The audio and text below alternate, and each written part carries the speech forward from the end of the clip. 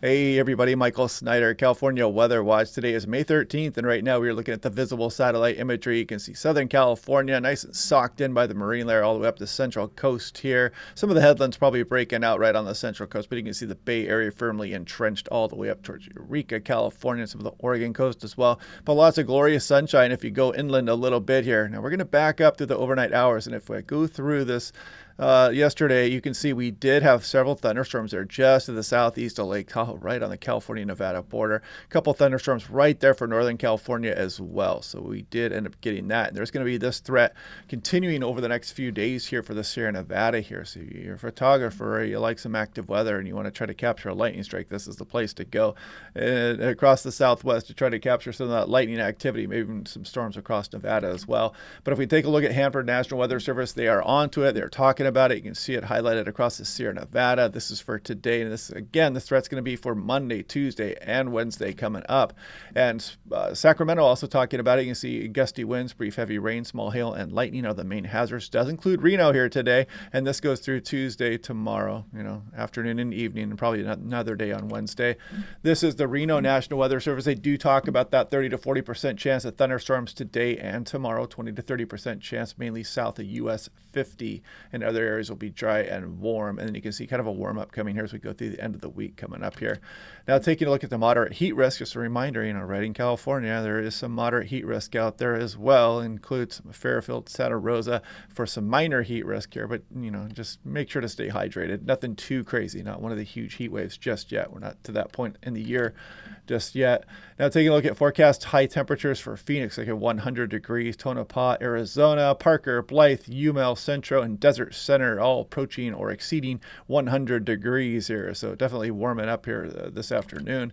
Taking a look at San Diego, and again, if you want that relief, you get out to the coastline here. You guys saw that marine layer really entrenched, but some areas like Riverside, Ontario are going to be breaking out. And if you are cloudy right now, hard to tell because the extent to that, I wasn't looking at too much detail, but you can see some areas are going to be warming up quite nicely, like Palm Springs, Thermal, Borrego Springs out there getting up towards 100 degrees also.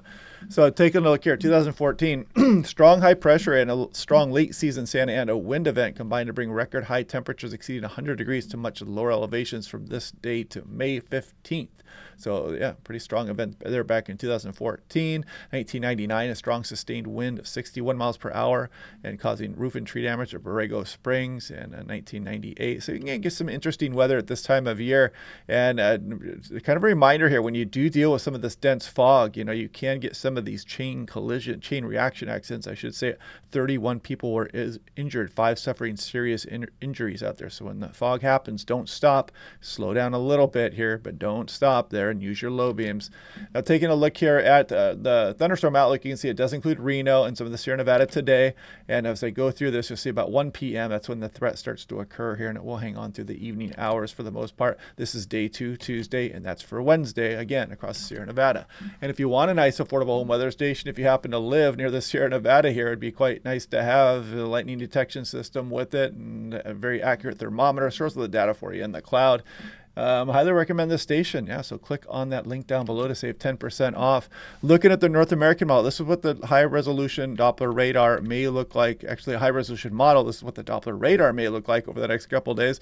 Here's Monday as we go through the afternoon hours. You can see pretty good coverage showing up here on the North American model. You can't rule out some thunderstorm activity across Nevada, up to way well north to extreme southwestern Idaho. And as we go through the nighttime hours, of course, that wanes tomorrow morning. We start to build up those cumulus clouds again as we go to the early afternoon. And again, some strong storms showing up across the Sierra Nevada. So heads up for that. Could cause some gusty winds out there. People in the backcountry, be aware of this thunderstorm activity for the next few days. Heading towards Wednesday, and you can see another few showers popping off again there as well. Maybe some of the higher terrain of Nevada also. Taking a look at the high resolution rapid refresh. So if I put this into motion, this is lightning flash density potential. And today you can see again those thunderstorms there moving on into extreme western Nevada also. And if we scroll in towards tomorrow afternoon again with that thunderstorm activity, can't even roll one out again tomorrow near Reno or Lake Tahoe and across the Sierra Nevada again. And we're going to do that one more day, Wednesday. So looking at the temperatures coming up here, you can see as we go through tomorrow, check it out. Look at Redding, Red Bluff 96. You're talking about maybe low 90s for Sacramento. Sacramento, Bakersfield 91. Desert areas warming up quite nicely. There's Wednesday. Look at this. You're approaching 100 degrees up towards Redding, California here. And yeah, pretty warm temperatures across much of the area. We're still going to have that marine layer near the coastline. So if you want some relief, you know where to go to get it, or some of the higher terrain of the Sierra Nevada. But look at Death Valley, probably approaching 108 or so. And then as we go through Thursday, this is 110 for Death Valley here, and still very warm across the valley in the desert areas. Friday, Saturday. Looks like we might cool down a little bit here. More on that here in a moment. I'll show you what I mean as we go through the extended forecast. Now, taking a look at total precipitation in inches. So the next few days, there's Monday's storms. There's Tuesday's showers across the Sierra Nevada, and there's Wednesday. So yeah, just across the Sierra Nevada is where we're expecting those thunderstorms here for the next few days. And as we go through the extended forecast, some of the models are showing a trough here. I'm going to show you the GFS here in a moment, but first let me show you the 6 to 10 day temperature outlook. Above average for the most part through May 22nd, but you see this kind of sneaking in here, this above average for some of Southern California as well. Haven't seen a lot in the models to kind of back this up except for the GFS here. And let me show you what it's showing. So as we go through the next few days, we build another ridge off the Pacific Northwest here, or right off, I should say, the Northern California coastline. But then there's this trough kind of hanging out here. I don't know if this is going to bring that precipitation, and that's what the Climate Prediction Center was catching on to. We're not going to worry too much about that just yet, but we will watch this over the next few days to see if it is going to bring some precipitation amounts. And since we're here, we might as well just go ahead and take a look at that and see if this does bring any precipitation amounts. Again, we're going to kind of scroll through this and we'll see the thunderstorm activity for today, tomorrow, and Wednesday.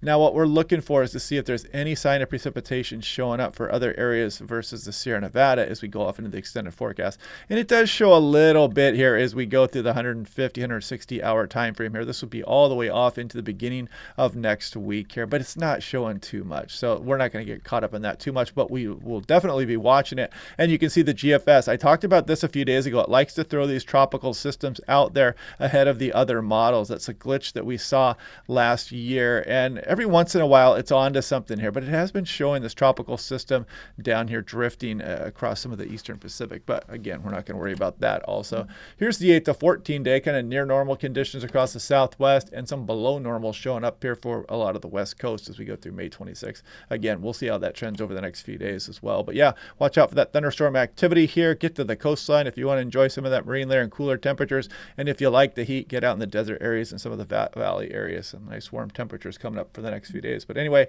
I hope you guys are liking these videos. Click like and subscribe. We'll do this again tomorrow, and I will talk to you guys then.